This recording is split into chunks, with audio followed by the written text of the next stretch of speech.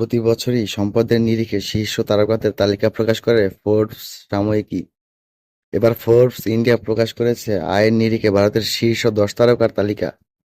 পাঠান, জওয়ান, donkey দিয়ে গত বছরটা নিজের করে রেখেছে শাহরুখ খান। অনুমিতভাবেই এ তালিকার শীর্ষে আছে তাই শাহরুখ খানের নাম। এরপরে এই তালিকায় জায়গা করে নিয়েছে সালমান খান, আমির খান, আল্লু অর্জুন, অক্ষয় কুমার, রজনীকান্তরা। ফোর্বস ইন্ডিয়ার প্রতিবেদন অনুযায়ী শাহরুখের সম্পত্তির পরিমাণ 6,300 কোটি রুপি। গত বছর পাঠান দিয়ে শাহরুখ খান প্রায় 4 বছর পর পর্দায় প্রত্যাবর্তন করেন। এরপর আসে জওয়ান। পাঠান ও জওয়ান এই দুই সিনেমা বিশ্বজুড়ে প্রায় 2,000 কোটি রুপির বেশি আয় করেছিল। ডানকি ছবিটিও মোডের উপর ভালোই ব্যবসা করেছিল। সবটা মিলিয়ে ভারতের সবচেয়ে শক্তিশালী ও বিত্তশালী তারকা হয়েছেন শাহরুখ খান। ফোর্বসের তালিকায় এর পরেই আছেন সালমান খান, তার সম্পত্তির পরিমাণ 2,900 কোটি রুপি।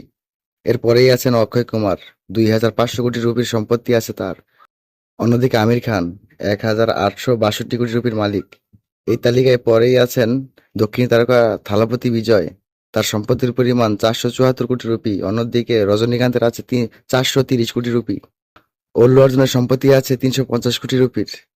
প্রভাস ও অজিত কুমারের সম্পত্তির মূল্য যথাক্রমে 241 কোটি ও 196 কোটি রুপি। এ তালিকায় দশম স্থানে আছে কমল হাসান, তার সম্পত্তির পরিমাণ 150 কোটি রুপি।